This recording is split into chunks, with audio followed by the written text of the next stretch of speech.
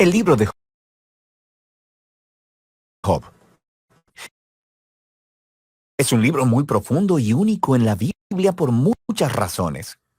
La historia está ambientada en una tierra muy recóndita que está muy lejos de Israel, Uz. El personaje principal, Job, ni siquiera es israelita, y el autor, que es anónimo, ni siquiera coloca la historia en algún momento claro de la historia antigua. Sin embargo, todo esto parece intencional.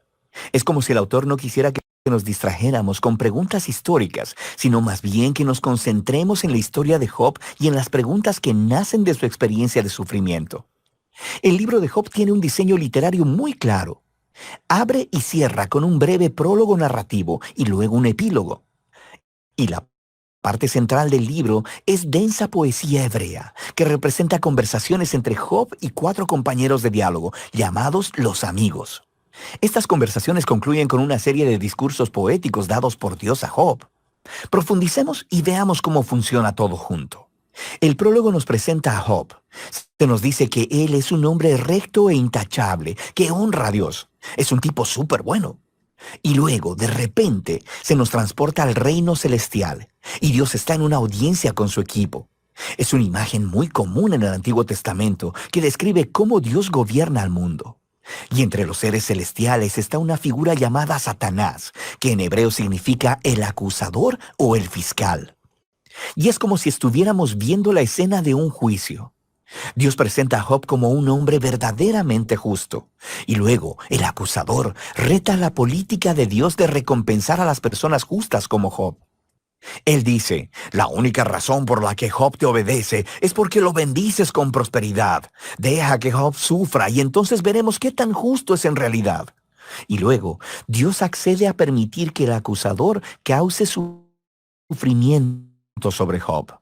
Ahora, en este momento de la historia es cuando la mayoría de nosotros nos preguntamos, ¿qué? ¿Por qué Dios hizo eso? Y luego, asumimos que este libro responderá a esa pregunta. ¿Por qué Dios permite que las personas buenas sufran? Pero sigues leyendo y el libro no responde esa pregunta. Nada en el libro responde jamás esa pregunta. El prólogo está preparando las verdaderas preguntas que este libro quiere abordar. Preguntas acerca de la justicia de Dios y acerca de si Dios gobierna el mundo de acuerdo al principio estricto de la justicia. Y las respuestas a esas preguntas llegan conforme vas leyendo hasta el final del libro, no en el principio. La razón final del sufrimiento de Job jamás se revela. Así que el prólogo concluye con el sufriente y aturdido Job, quien es reprendido por su esposa y abordado por 3 amigos que intentarán proveerle sabiduría y consejo. Sus nombres son Elifaz el Temanita, Bildad el Suaita y Zofar el Namatita. Al igual que Job, ninguno de ellos es israelita y representan lo mejor del pensamiento del antiguo cercano oriente acerca de Dios, el sufrimiento y la condición humana. Y esto nos lleva a la parte principal del libro. Primero habla Job, y así es como funciona esta sección del libro. Primero hablará Job y después le seguirá la respuesta de un amigo. Luego Job le responderá a ese amigo. Luego otro amigo responderá la respuesta de Job. Y así de un lado a otro durante 3 ciclos. Y todo este debate se enfoca en 3 preguntas. ¿Es Dios verdaderamente justo en su carácter? ¿Gobierna Dios el universo en el principio estricto de justicia? Y si es así, ¿cómo se explica entonces el sufrimiento de Job? Y como veremos, Job y los amigos están hablando desde una enorme suposición acerca de cómo la justicia de Dios debe verse en el mundo. Que cada cosa que suceda en el universo debe operar de acuerdo al principio estricto de justicia. Así que si eres una persona buena y sabia y honras a Dios, te sucederán cosas buenas. Dios te recompensará. Pero si eres malvado y estúpido y haces cosas pecaminosas, te sucederán cosas malas. Dios te castigará. Ahora, el argumento constante de Job a lo largo de estos discursos es este. Primero, que él es inocente. Así que la implicación de eso es que su sufrimiento no es un castigo divino. Sabemos por el prólogo que ambas cosas son verdad. Recuerda, Dios mismo dijo que Job era recto e intachable. Así que Job concluye su argumento acusando a Dios. O Dios no gobierna el mundo de acuerdo a la justicia, o aún peor, simplemente Dios es injusto. Los amigos, por otro lado, están en desacuerdo. Su argumento es que Dios es justo. La implicación es que Dios siempre gobierna el mundo de acuerdo a la justicia de esta manera. Así que concluyen acusando no a Dios, sino a Job. Job tuvo que haber hecho algo muy, pero muy malo para que Dios lo castigue de esta manera. Ellos incluso empiezan a inventar posibles pecados que Job debió cometer. Job protesta a todo esto. De hecho, se molesta tanto con los amigos que eventualmente se harta de ellos. Lleva su caso directamente a Dios. Ahora, algo que hay que tener en cuenta es que Job está en una montaña rusa emocional en estos poemas. Él pensaba que Dios era justo, pero ahora no puede reconciliar esto con su sufrimiento. Así que en algunos arranques, él acusará a Dios de ser un bravucón. En una ocasión incluso declara que Dios ha orquestado toda la injusticia en el mundo. Pero al momento en que pronuncia ese pensamiento, se aterroriza de este, porque él quiere tener esperanza y creer que Dios es verdaderamente justo. En esta sección, Job está fuera de control. Así que hace una última declaración de su inocencia y luego demanda que Dios se aparezca personalmente para explicarse. Es en este punto que se aparece un amigo sorpresa, Eliú el Busita. Él no es israelita, pero sí tiene nombre hebreo. Y Eliú tiene las mismas suposiciones que Job y sus amigos. Él alega que Dios es justo y que eso implica que Dios siempre opera el universo de acuerdo a la justicia. Pero luego Eliú llega a una más sofisticada conclusión de por qué las personas buenas sufren. Podría no ser un castigo por el pecado en el pasado. Dios podría estar infligiendo sufrimiento como una advertencia para ayudar a las personas a evitar el pecado en el futuro. O Dios podría usar el dolor y el sufrimiento para forjar carácter o para enseñarles lecciones valiosas a las personas. Eliú no pretende saber por qué Job está sufriendo, pero él está seguro de algo. Job está equivocado al acusar a Dios de ser injusto. Job ni siquiera le responde a Eliú, y el diálogo termina. Es como si la sabiduría de los antiguos se hubiera agotado y el misterio permaneciera. Y luego, de repente, Dios se aparece en un torbellino y le responde a Job personalmente. Primero responde a la acusación de Job de que es injusto e incompetente para gobernar el universo. Así que Dios lleva a Job en un tour virtual del universo y le empieza a hacer todas estas preguntas acerca del orden y el origen del cosmos. ¿Estaba Job ahí cuando Dios diseñó la tierra u organizó las constelaciones? ¿Job ha ordenado alguna vez la salida del sol o controlado el clima? Dios tiene sus ojos en todos estos detalles cósmicos que Job ni siquiera ha concebido. Luego, Dios empieza a entrar en detalles describiendo los hábitos de pastoreo de las cabras de montaña y de cómo los ciervos dan a luz o de los patrones de alimentación de los leones y los burros salvajes. ¿Cuál es el punto de todo esto? ¿Recuerdas la suposición de Job y sus amigos acerca de cómo se vería el mundo si Dios gobernara de acuerdo a la justicia? Debajo de esa suposición está una más profunda, que Job y sus amigos tienen una perspectiva lo suficientemente amplia para declarar cómo Dios debe gobernar el mundo. Y la respuesta de Dios con este tour virtual destruye todas esas suposiciones. Primero que nada, muestra que el universo es un lugar vasto y complejo, y Dios tiene sus ojos sobre todo, cada detalle. Job, por otro lado, solo puede fundamentarse en el pequeño horizonte de su experiencia de vida. Su visión del mundo es muy limitada, así que lo que parece injusticia divina desde el punto de vista de Dios necesita ser visto desde un contexto infinitamente mayor. Job simplemente no está en la posición para hacer una acusación tan grande acerca de Dios. Después del tour virtual, Dios le pregunta a Job si le gustaría administrar cada detalle del mundo por un día, de acuerdo al principio estricto de justicia que Job y sus amigos asumieron, castigando cada mala obra de cada persona a cada momento con la retribución exacta. Y el hecho es que aplicar la justicia en un mundo como el nuestro es extremadamente complejo. Nunca es blanco y negro como Job y sus amigos parecen pensar, lo que lleva al punto final de Dios. Él empieza a describir dos criaturas fantásticas, Behemoth y el Leviatán, los cuales algunas personas piensan que son descripciones poéticas de un hipopótamo y un cocodrilo. Pero lo más probable es que se refieran a criaturas bien conocidas de la mitología del antiguo cercano oriente, las cuales se utilizan en otros lugares de la Biblia como símbolos del desorden y el peligro que existen en el buen mundo de Dios. Estas criaturas no son malvadas. Dios, de hecho, está bastante orgulloso de ellas, pero tampoco son muy seguras. El punto es que el mundo de Dios es asombroso y muy bueno, pero no es perfecto y no siempre seguro. El mundo de Dios tiene orden y belleza, pero también es salvaje y a veces peligroso, como estas dos criaturas fantásticas. Así que volvemos a la gran pregunta del sufrimiento de Job.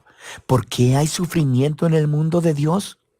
Ya sea que venga de los terremotos, los animales salvajes o de otros humanos, Dios no explica por qué. Lo que Él dice es que vivimos en un mundo extremadamente complejo y asombroso, que por lo menos en este punto no está diseñado para prevenir el sufrimiento. Y esa es la respuesta de Dios. Job retó la justicia de Dios. Dios responde que Job no tiene suficiente conocimiento acerca de nuestro universo para hacer esa declaración. Job demandó una explicación completa de Dios, y lo que Dios le pidió a Job es confiar en su sabiduría y su carácter. Y así, Job responde con humildad y arrepentimiento. Pide perdón por haber acusado a Dios y reconoce que sobrepasó sus límites. Y luego, de repente, el libro concluye con un breve epílogo. Primero, Dios dice que los amigos de Job estaban equivocados, que sus ideas acerca de la justicia de Dios eran demasiado simples y no correspondían con la complejidad del mundo o la sabiduría de Dios. Y luego, Dios dice que Job ha hablado correctamente acerca de él. Ahora, esto es sorprendente, porque no puede aplicar a todo lo que Job dijo. Quiero decir, sabemos que Job llegó a conclusiones precipitadas y equivocadas, pero Dios incluso así aprueba su lucha. La manera en que Job vino honestamente delante de Dios con toda su emoción y dolor y simplemente quiso hablar con Dios mismo. Y Dios dice que esa es la manera correcta de procesar todo esto, a través de la lucha de la oración. El libro concluye con la salud, la familia y la riqueza de Job siendo restauradas. No como recompensa por el buen comportamiento, sino simplemente como un regalo generoso de Dios. Y ese es el final del libro. Así que el libro de Job no descifra el enigma de por qué suceden cosas malas a la gente buena. Más bien, nos invita a confiar en la sabiduría de Dios cuando nos encontramos con el sufrimiento, en lugar de tratar de comprender las razones. Cuando buscamos razones, tendemos a ya sea simplificar a Dios, como los amigos o como Job, y a acusar a Dios basados en la experiencia limitada. Y así es que el libro nos invita a llevar nuestro dolor y nuestro pesar con honestidad delante de Dios y a confiar en que a Él realmente le importa y sabe lo que está haciendo. Y de eso trata el libro de Job.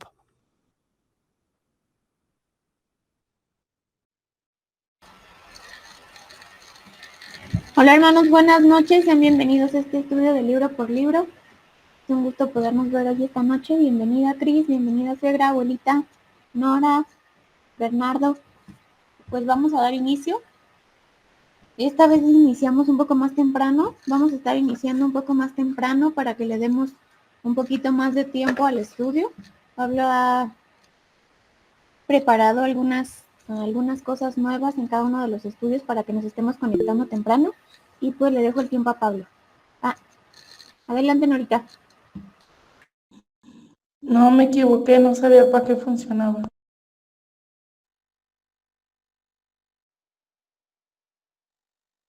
Está conectando Cari y Marcos. Bienvenidos, hermanos.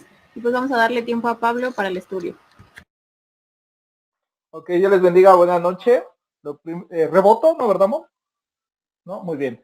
Lo primero que tenemos que saber es el trasfondo de Job.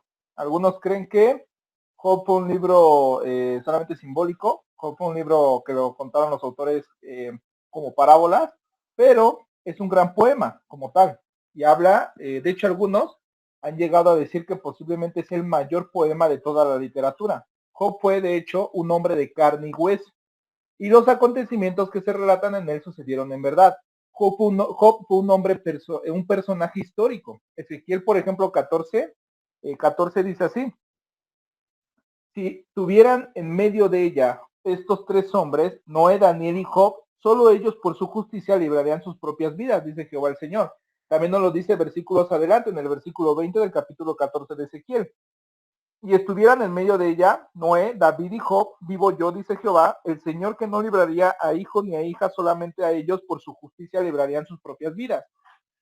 Ezequiel lo iguala a Daniel y también a Noé como personajes históricos más que personajes simbólicos. De hecho, en Santiago, capítulo 5, versículo 11, dice así: nosotros tenemos por bienaventurados a los que sufren. Habéis oído de la paciencia de Job y habéis visto el fin que le dio el Señor, porque el Señor es muy misericordioso y compasivo. O sea, entendemos que Job, según la escritura, en Ezequiel y hasta casi al último que Santiago nos dice que Job literalmente fue un personaje histórico más que simbólico. Job en verdad existió, según lo que nos menciona la escritura, y nosotros creemos en la escritura. Así que si Ezequiel lo comparó con una persona real como este Daniel y también como Noé, pues no tendremos duda en decir que Job fue una persona real más que simbólica. Y todavía nos lo confirma Santiago en el Nuevo Testamento, en el capítulo 5, versículo 11, que Job fue una persona real. Dios hace que el relato llegue a nosotros, escritos con un estilo precioso. No porque sea poético quiere decir que no existió Job. Hace que Dios nos lo refleja Dios con un estilo muy precioso, de manera que podamos tener una respuesta a la antigua inquietante interrogante. ¿Por qué el hombre se ve sometido a una tragedia aparentemente sin sentido? Porque a veces pasan las cosas malas sin que nosotros podamos entenderlas, porque a veces suceden y no tenemos explicación. En cualquier ocasión en la que usted se encuentre en dificultades, sería bien leer lo que dice el libro de Job. Aquí tenemos el caso de un hombre que experimentó la agonía de la desesperación humana y la aflicción de espíritu, que acompaña a las aparentemente insensatas e insensibles tragedias que se produjeron en su vida. El trasfondo que vemos va a ser un poema hermoso, maravilloso, de una persona real que sufrió mucho y nos va a contestar algunas preguntas que de hecho muchos ateos han usado como para decir que por el sufrimiento ellos no creen en Dios. Aquí nos vamos a refutar, aquí nos vamos a tener un poco de respuesta en cuanto a una realidad que se vive en la humanidad hoy en día y en todos los tiempos, que a veces tenemos que tener o siempre tenemos que tener la parte del sufrimiento. ¿Cómo poderlo llevar? Bueno, como dice el trasfondo, como lo acabamos de ver, nos va a ayudar mucho este libro de Job. Ese es el trasfondo. Así que primero vamos a conocer algunos datos importantes. Por ejemplo, cada viernes conocemos 8 datos importantes. Primero, el significado. ¿Qué significa el libro, el nombre del libro de Job? El libro recibe el nombre por el protagonista de la historia. Por cuanto el autor no es identificado en el libro, no es posible determinar la paternidad ni la fecha de redacción. O sea, si no conocemos a ciencia cierta el autor, ningún erudito se ha apostado a tener alguna ciencia cierta acerca del autor de este libro. Jamás han llegado a una conclusión o nunca ha habido un concilio donde muchos estén de acuerdo, la mayoría esté de acuerdo. Algunos han sugerido a Moisés y algunos otros han sugerido a Job, pero como no se ha podido determinar el autor, pues tampoco se puede determinar la paternidad a ciencia cierta ni la fecha de redacción. Estos se mantienen en un ideal o o se puede decir en un misterio, por lo mismo, ¿no? Lo que sí podemos asegurar es que este libro se escribió, pertenece a tiempos antiguos. ¿Por qué? Por 3 razones. En tiempos, estamos hablando de casi antes de Moisés. Primero, ¿por qué lo creemos? Por 3 razones. Primero, la duración de la vida de Job señala que aquel tiempo después del diluvio, en el que los hombres vivían largo tiempo, Job vivió 140 años, después de haber engendrado 10 hijos, que eran adultos en aquellos sucesos, y después de haber experimentado los traumáticos acontecimientos de esta historia. Recordemos que en este tiempo vivían tantísimo tiempo, como 140 años cuando tuvo a sus hijos. No pudo haber sido después porque iba acortándose el tiempo de vida de los humanos. Esa es la primera razón por la que creemos que fue antiguo, fue incluso antes de Moisés. Segundo, vemos a Job actuando como sacerdote de su familia, lo que era un papel normal en el tiempo de los patriarcas. Lo vemos del capítulo 1, versículo 5. Y tercero, nunca se hace referencia a la ley de Moisés, ni a las importantes revelaciones de los profetas en todas las discusiones teológicas de Job y sus amigos. O sea, por esas 3 razones podemos concluir, por la vida de Job, por el tema que tenía religioso de ser el sacerdote de su propia casa, y también no hace mención a la ley de Moisés ni tampoco a los profetas, que Job se escribe, no sabemos cuándo exactamente, pero se escribe en un periodo de el diluvio, después del diluvio hasta antes de Moisés. En este transcurso Job tuvo que haber sido escrito. Hablando en general, algunos eruditos, si no es que la mayoría, aunque Job es una historia de un tiempo muy antiguo, los eruditos creen que el libro fue escrito en tiempos de rey Salomón, aunque la historia es de tiempos antiguos, como lo mencioné ya. Este es el tema, este es el detalle como tenemos aquí con el enigma de Job, ¿no? ¿Quién fue el autor? Si decimos que fue escrito después, entonces descartaría totalmente al mismo Job y también a Moisés, pero hay muchas ideas, hay muchas evidencias que mencionan o que podemos creer que Job fue escrito en el tiempo de rey Salomón, pero la historia 100% no es específica, una historia antigua. Entonces, no nos vamos a meter en problemas, el autor y la fecha están desconocidos, ¿no? Años cubiertos, aproximadamente 140, que son los que vivió Job. No sabemos exactamente todo el tiempo que sufrió Job, porque la historia se conlleva de cuando tiene a los hijos, empiezan sus sufrimientos, después se presentan los 3 amigos, luego se presenta el cuarto, y luego viene Jehová, y luego lo restaura, ¿no? No sabemos a ciencia cierta, así que más o menos le vamos a poner 140, pero está desconocido. La palabra clave que vamos a encontrar es sufrimiento y soberanía. Del lado del ser humano va a ser sufrimiento y del lado de Dios soberanía. Conforme vayamos en el bosquejo vamos a darnos cuenta por qué mencionamos que estas palabras son las indicadas o las palabras clave. Capítulo clave lo vamos a encontrar en el capítulo 1, la preparación para el escenario, para el drama de Job. Este es muy importante. Este es el que nos prepara, este es el que nos da contexto. Si quitamos este capítulo del libro de Job, pues entenderíamos muy poquito. Versículos clave vamos a encontrar del 1:20 al 22, 8:3 al 7 y 41 al 2. Personajes clave, vamos a encontrar a Job, Elifaz, Bildad, Zofar y Eliú. Job y sus primeros 3 amigos que fue Elifaz, Bildad, Zofar y el último que fue Eliú. Aquí como tal, a ciencia cierta solamente aparecen aproximadamente,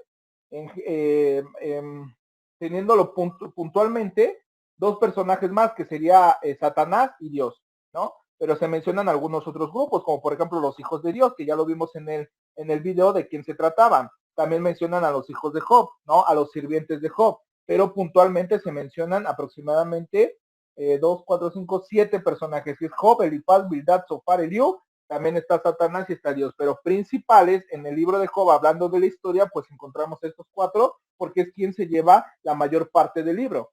El propósito lo vamos a encontrar meditando todo el libro. El libro de Job, la geografía antes, la geografía se cree también que fue en la tierra de Palestina. Recordemos que en ese tiempo todavía la tierra de Canaán no pertenecía al pueblo de Israel. Acuérdense en qué tiempo o de qué generación o de qué tiempos se habla esta cultura, que es antes de Moisés. La tierra de Canaán es perteneciente al pueblo de Israel cuando Josué ya entra con el pueblo, ¿no? Josué lidera al pueblo, entran y ahí empiezan a tomar posesión de ella. Pero en ese tiempo todavía, de hecho, tenían problemas con las culturas cananitas, ya que eran perversas, ¿no? Entonces Palestina se convierte, o antes, algo mencionó mi mamá, no sé, estaba ahí, no alcancé a leer, pasó muy rápido, a ver, ¿lo puedes checar tú, bebé? Antes, me puedes interrumpir cuando quieras. Antes ¿en qué estaba, perdón? Ya me distraje. Es una cultura antes. Entonces, esta Palestina se convierte después, recordémoslo, ya lo vimos en los antiguos libros. Entonces, aunque Palestina pertenecía al pueblo de Israel, en este momento todavía no era el pueblo de Israel, era una cultura totalmente diferente, ¿no es así? Entonces, aquí es un punto muy importante que nosotros tenemos que resaltar. Muy bien, ahora sí, el propósito. ¿Hay alguna pregunta hasta aquí? Levantemos la manita si hay alguna pregunta. ¿No? Muy bien. El libro de Job hace frente a la cuestión del sufrimiento de las personas justas, mientras que el sufrimiento y la angustia de los malvados no ha sido un problema tan grande para la mayoría de las personas. El sufrimiento de las personas que aman y sirven a Dios, al Señor, ya es otro asunto. Tú te puedes imaginar, si tú obras mal, pues como quien dice, te van a ir cosas malas, ¿no? Si tú haces cosas malas, la respuesta es que te vayan malas. El problema es cuando honras a Dios, cuando decides ser justo, cuando decides los caminos de Dios y te están pasando cosas malas. Aquí sí hay un problema, porque a las personas que se están esforzando a tener la moralidad buena, como menciona la Biblia, de seguir a Dios, ¿por qué le pasan las cosas malas? aquí ya es otro tenor. Podemos entender de las personas que no aman a Dios, que son injustas, las personas que desean hacer el mal, y dices, bueno, se entiende qué pasa con las personas que aún así les va mal, porque es una realidad en el mundo. Que de hecho, si lo vamos a medir, a veces podríamos concluir que incluso a las personas que aman a Dios les va incluso un poco más mal que a las personas que no aman a Dios, ¿no? Entonces, ¿por qué Dios permite que los suyos experimenten unos sufrimientos terribles y aparentemente innecesarios? Aunque el libro de Job puede sugerir algunas respuestas a esta cuestión, no se da realmente una solución intelectual, se da una solución espiritual, que es la total soberanía de Dios. Cuando Job se encontró con Dios, no demandó respuestas, sino que se sometió humildemente a su Dios soberano, conociendo de una manera renovada la relación. Creador, criatura. ¿Cuál es el lugar del creador y cuál es el lugar de la criatura? Ni siquiera se ve mi manita, ¿verdad? Porque estamos muy por abajo de la sabiduría de Dios. Lo vamos a ir conociendo en el bosquejo. ¿Hay alguna pregunta hasta aquí? Vamos agarrando el hilo, me estoy dando a entender, o nos regresamos. Con toda confianza. Muy bien. 3 partes vamos a encontrar en el libro de Job. Tenemos que dividirlo en 3 partes. Primero, del capítulo 1, versículo 1 al capítulo 2, 13. El dramático poema de Job comienza con un prólogo que da el escenario para el principal diálogo del libro. El prólogo es el testimonio de Dios de que Job era un hombre genuinamente justo. Era también un hombre sumamente rico. Lo vemos, por ejemplo, que era justo del capítulo 1:1 y el versículo 8. Un hombre sumamente rico lo encontramos del capítulo 1, versículo 3. Después de relatarse estos hechos esenciales acerca de Job, la escena cambia al cielo. Está la escena de Job siendo, como no lo describe, que era una persona rica y una persona justa, y después se cambia la escena al cielo, donde se ve a Satanás y otros seres angélicos compareciendo ante Dios. Dios les hace observar a Satanás la genuina justicia de Job, pero Satanás declara que Job solo sirve a Dios porque le es provechoso hacerlo. Lo vemos del capítulo 1, versículos 9 al 10. Dios permite entonces a Satanás que ataque a Job, a fin de poner en evidencia la falsedad del pensamiento de Satanás. En una serie de 4 ataques catastróficos, leemos que uno tras otro se priva a Job de los soportes de la vida. Es como si un mensajero le trajese una serie de mensajes a Job acerca de terribles catástrofes. Aún no ha terminado el tiempo de enterarse de una cuando ya se le ha venido otra encima, y los mensajes siguen llegando. Para empezar, todos los bueyes de Job han sido robados por incursiones de los enemigos. A continuación, sus asnos son diezmados. Luego le llega la noticia de que sus ovejas han perecido por causa de una terrible tormenta eléctrica, y de inmediato le dicen que su gran rebaño de camellos, una verdadera riqueza en el mundo oriental, ha sido eliminado por una catástrofe natural. Pero luego le llega la más terrible, realmente sobrecogedora, de que 7 de sus hijos y 3 de sus hijas estaban en la casa celebrando un cumpleaños cuando apareció un gran tornado y la casa fue destrozada, muriendo todos sus hijos, fatídicamente de una sola vez. Job lo acepta todo como si nada, y al final del capítulo 1 su reacción frente a esta terrible serie de acciones trágicos y sin sentido es Job 1:21. Desnudo salí del vientre de mi madre y desnudo volveré allá. Jehová dio, Jehová quitó. Sea bendito el nombre de Jehová. Qué gran respuesta de Job. Hasta aquí vemos a Job íntegro, y de hecho quisiéramos imitarlo, ¿no es así? A pesar de estos terribles acontecimientos, Job, en el corazón roto, sigue adorando al Señor. Satanás arrebata entonces a la salud de Job, infligiéndole una terrible enfermedad. Lo vemos del 2:4 al 8 y el 7:5. Pensemos en cómo Job se encontró lleno de furúnculos de la cabeza de la cabeza hasta la planta de los pies. No sabía apenas qué hacer, pero se dice a esperar y soportarlo hasta el final. Al continuar la enfermedad de su proceso, su esposa es una cuya fe, a su esposa su fe sucumbe. Se vuelve a él y le dice: ¿todavía te aferras a tu integridad? ¿Por qué no maldices a Dios si te mueres? Job tiene que soportar todo esto solo, pero se ha propuesto a ser fiel.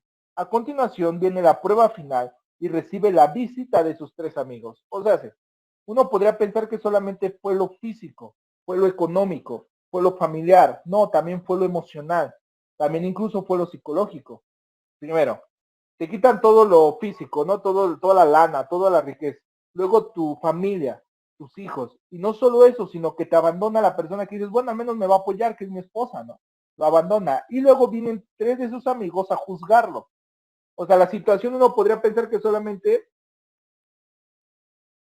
¿no? Uno podría pensar que solamente es en la parte física, emocional, no, toda la tensión que tenía Job, también tiene que ver lo espiritual, todo en todo sentido venía Job, ¿no?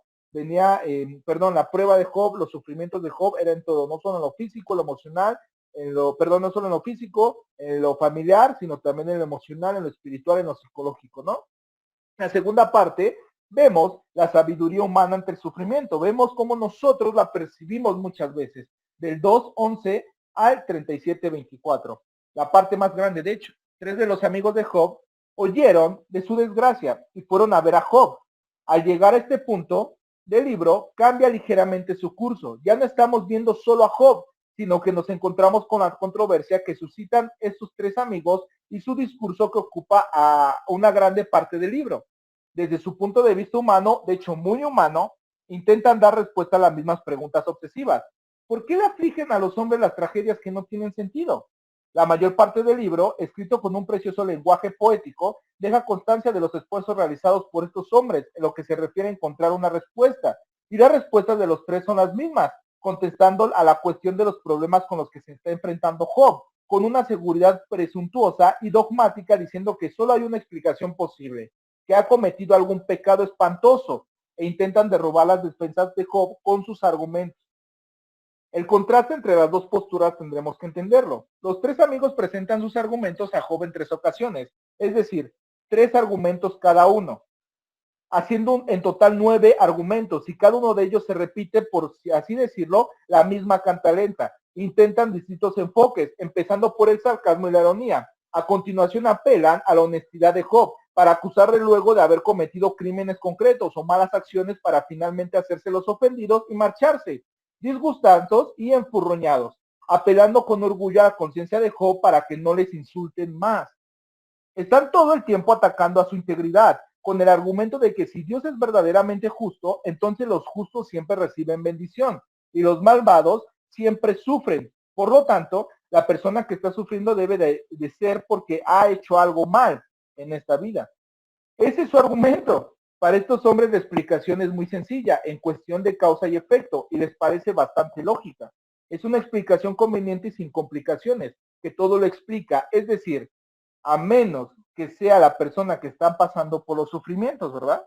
Como dirán por ahí, hablo desde mi perspectiva, pero cuando sea yo, pues ya cambian las cosas, ¿verdad? Ahora, el tema de Job. Para empezar, Job se siente ligeramente irritado con estos amigos, pero luego se siente realmente furioso y finalmente sarcástico. En las primeras líneas de su respuesta les contesta con una fina y cortante ironía. Ciertamente vosotros sois el pueblo y con vosotros morirá la sabiduría. Vemos en Job 12:2. Tenéis todas las respuestas. Habéis resuelto todos los problemas, lo sabéis todo. Así que no sirve de nada continuar hablando con vosotros, les dice Job. Con un amargo sarcasmo les contesta que la explicación que ellos tienen con respecto a su sufrimiento es una equivocación. Resentido les suplica abiertamente que comprendan. Les dice que no tiene ningún pecado que confesar porque no es consciente de haber ofendido a Dios en ninguna manera. Es más, ya no puede creer que la justicia por los argumentos de ellos, según los cuales los malos siempre sufren, no son ciertos, y les hace ver que son muchas las personas que son malvadas, notoriamente malvadas, y están prosperando y floreciendo, llevando una vida fácil y no les están pasando nada horrible. Lo glorioso acerca de este amado hombre es que a lo largo del libro es completa y absolutamente honesto. Confuso y perplejo y desconcertado por lo que le está pasando, sencillamente expresa sus pensamientos y se niega a admitir aquellas cosas que no pueden aceptar.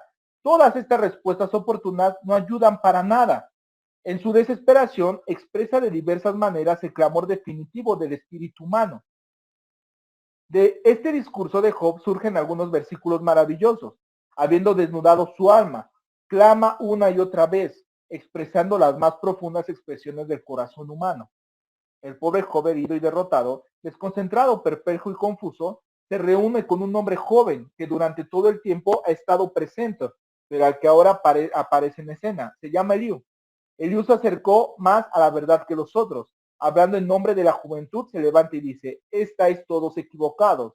Vosotros, los amigos de Job, estáis equivocados, porque lo acusáis injustamente y también lo está Job por echarle a la culpa a Dios de sus dificultades. Está acusando a Dios con el fin de exonerarse a sí mismo. Eliú pone de manifiesto la debilidad de ambos argumentos, pero sigue sin ofrecer nada positivo que responda a la pregunta de por qué ha producido esta desgracia Job. Por último punto, por última sección del libro, bueno, aquí en la segunda sección vemos la manera en la que tratan de explicar estas 5 personas los sufrimientos que está llevando Job, hablando a las personas que aman a Dios y desean hacer el camino bien. Uno le está echando la culpa a Dios constantemente, otros tratan de explicarlo sin entender el por qué están pasando las cosas, y uno, el más joven, latina, pero no es suficiente. O sea, se repite hoy en día lo mismo con las personas cristianas o con las personas humanas de hoy en día, ¿no? No le terminamos de atinar porque son cosas que en verdad no podemos comprender al 100%. De hecho, la misma historia que ahorita venimos viendo en el estudio, no lo deja ver a ciencia cierta, es algo de parte de Dios. Así que nos deja ver que nuestra comprensión en por qué nos están pasando estas cosas siempre son finitas, son falibles, ¿no? Por eso la Biblia más adelante dice, llora con los que lloran, alégrate con los que se alegran. A veces queda de más los consejos, a veces lo único que quieres es llorar con ellos. ¿Qué hubiera pasado si estos amigos hubieran llegado y solamente se hubieran puesto a llorar con Job? Consolándolo ahí con él. Hubiera sido totalmente diferente porque no lo entendemos. Lo único que queda es orar, es estar con ellos, ¿no es así? Que sientan nuestro apoyo estando con ellos. Entonces, la sabiduría divina ante el sufrimiento la encontramos en el 38:1 al 42:6. De repente el Señor mismo responde a Job. En una furia como un torbellino llega a él y dice, Job, ¿quieres discutir? Has estado diciendo que quieres algunas respuestas a tus preguntas, que me he estado ocultando y que no he querido discutir contigo. ¿Quieres argumentar tu caso? Está bien. Primero permíteme poner a prueba tu capacidad. Tengo aquí una lista de 40 preguntas que me gustaría hacerte para ver si estás capacitado para entender los problemas. Estos son problemas muy sencillos, preguntas muy fáciles, y si puedes responder a estos conceptos, rudimentos, entonces tal vez puedas discutir conmigo las cuestiones que tienes en tu corazón. En el capítulo 38 al 40 nos encontramos con los más asombrosos pasajes de la Biblia. Dios lleva a Job a una gira por la naturaleza y le hace una pregunta tras otra acerca de la capacidad de Job para tratar este o el otro tema de la naturaleza. Estos capítulos nos muestran gradualmente una imagen de un universo inmensamente complejo e intrínsecamente entrelazado, siendo preciso poseer una mente sobrehumana para dirigir estas actividades, para mantener el equilibrio y para responder a todos los interrogantes que le está pidiendo el Señor que Job responda. Al final de la abrumadora muestra de la sabiduría de Dios, Job cae sobre su rostro y dice, de oídas te había oído, mas ahora mis ojos te ven, y me arrepiento en polvo y ceniza. Job 42, 5 al 6. Job, abrumado por el inmenso poder, la sabiduría y la majestad de Dios, cae sobre su rostro. Se arrepiente y aprende la lección que Dios quiere que aprenda. Solo Dios tiene derecho a usar al hombre para llevar a cabo los propósitos que él desee. En otras palabras, Dios no existe para el hombre, sino para Dios. Y Dios no es un botón de hotel glorificado al que le podemos chasquear los dedos y que venga corriendo a preguntarnos, ¿puede tomar su pedido ahora? Somos nosotros los que existimos para él. En la conclusión de este drama, Dios reprende severamente a los 3 amigos de Job por haberle presentado falsamente, algo que nosotros debemos tener cuidado de no hacer. La historia acaba con la restauración de Job la salud, recibiendo 2 veces las riquezas que había tenido originalmente y siendo otra vez bendecido con 10 hijos, según el 42:7 al 17. ¿Alguien tiene alguna pregunta acerca de las 3 separaciones del libro? Díganme cómo vamos, si vamos hallando el hilo, si me regreso, si continúo. Muy bien. Conclusión. 15 minutos, ¿verdad? Sí. Muy bien, 15 minutos. Así que vamos a tener una conclusión de 2 minutos. Conclusión. Lo asombroso de este libro es la respuesta que se nos da. El hecho de que el telón de fondo del sufrimiento humano es el antiguo conflicto del desafío de Satanás frente al justo gobierno del universo por parte de Dios.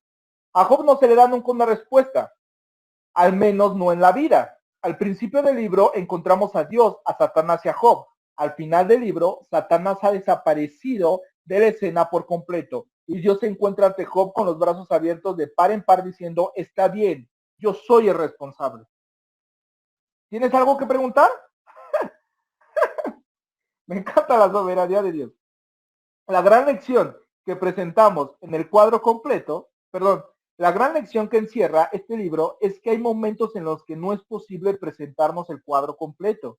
Hay momentos en los que Dios no quiere explicarnos la vida de manera adecuada y hay ocasiones en las que tenemos que confiar en que todo el sufrimiento tiene lugar porque somos malos. No todo el sufrimiento, tiene lugar en porque somos malos, sino porque puede además convertirse a la postre en una fuente de un bien final.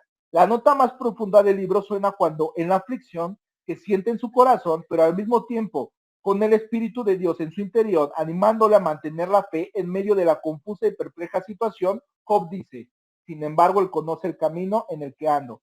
Cuando él me haya probado, saldré como oro. Job 23:10. Para terminar, me gustó esta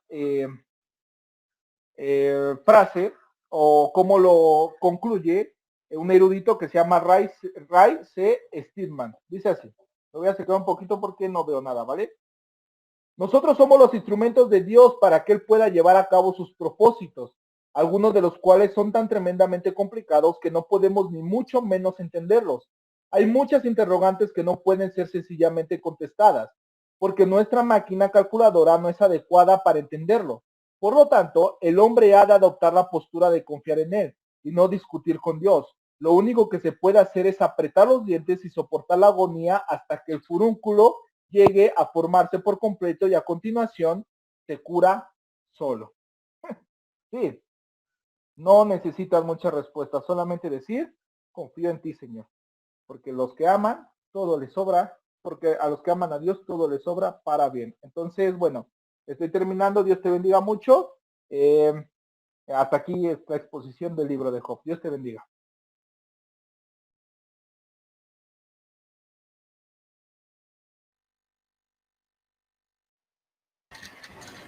Hermanos, tenemos 5 minutos para comentar qué nos pareció el libro, qué pudimos aprender a través de él. Si me ayudan a levantar su mano para saber quién quiere participar.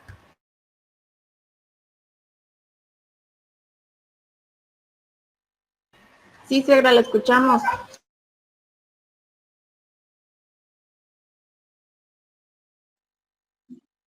Bueno, hola, buenas noches. Bueno, yo puse algunos puntos y los digo rápido porque creo que ya se nos va a acabar el tiempo. Bueno, el primero es que me hizo mirar desde la perspectiva de Jesús, ya que pienso que Job, pues, lógicamente no conocía a Cristo, no había conocido su sacrificio, y yo, pues, sigo pensando que nuestro mayor, persona que ha sufrido más en este mundo, pues ha sido Jesucristo, ¿no? Yo creo que si Job lo hubiera conocido, hubiera sido otra su forma de pensar, ¿no? Otra su forma de pensar, y creo que nosotros tenemos que tomar ese ejemplo, ¿no? El ejemplo de Jesús, de ver qué tan grande sufrió y qué tan grande soportó por amor. Luego también, me hizo saber en este libro que Dios no prueba a nadie, que en ocasiones permite cosas en nuestra vida para mostrarnos cosas mejores, para que nosotros podamos conocer cosas mejores. También me permitió decir que, conocer que Dios no existe en función de mí. Dios siempre va a tener un propósito perfecto para cada uno de nosotros. También me hizo ver que no tiene siempre una explicación, pero todo tiene un propósito. Dios, aunque luego no entendamos qué pasa, Él tiene un propósito para nosotros siempre. También nos enseña a sufrir con dignidad, a vivir el dolor, dejándonos acompañar siempre de alguien.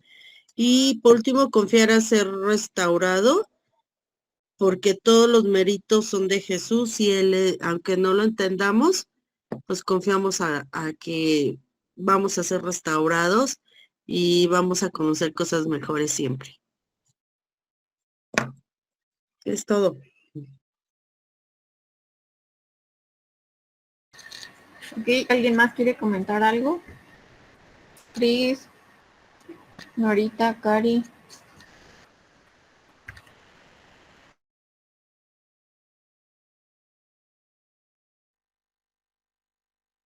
Pues yo creo que es un poco complicado para las personas que no comprenden a veces esto, porque aquí prácticamente es como que estás totalmente, gracias a Dios, digo lo que Él quiera. Entonces, cuando tú entiendes el sentido de la vida, pues lo asumes y dices, bueno, pues de todos modos, si vivo, si muero, es para Dios. Pero las personas que no conocen a Dios no lo perciben de la misma manera, porque ellos sienten que Dios los está haciendo sufrir o que Dios los ha abandonado. Entonces yo creo que tendrían que entender,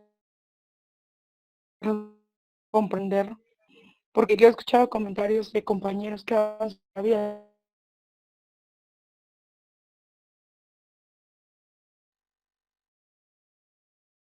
lo ven de esa manera. Entonces, cuando tú conoces a Dios, pues la verdad es que sabes perfectamente que tu vida le pertenece a Él. Entonces, prácticamente dices, bueno, sé lo que pase, pues confío en Dios y sé que todo va.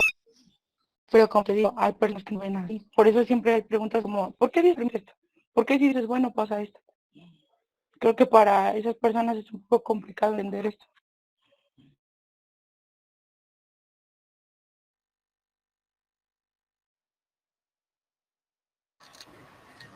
Gordito, te escuchamos.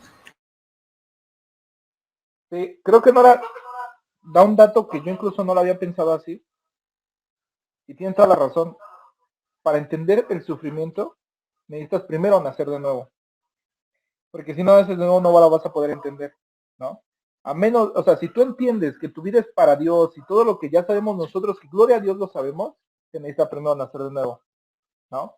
Así que si no se confía en Jesucristo, mucho menos se va a entender el por qué permite todas las cosas, ¿no? Entonces sí, ese es un muy buen dato que Norita acaba de dar. ¿Alguien más quiere comentar algo?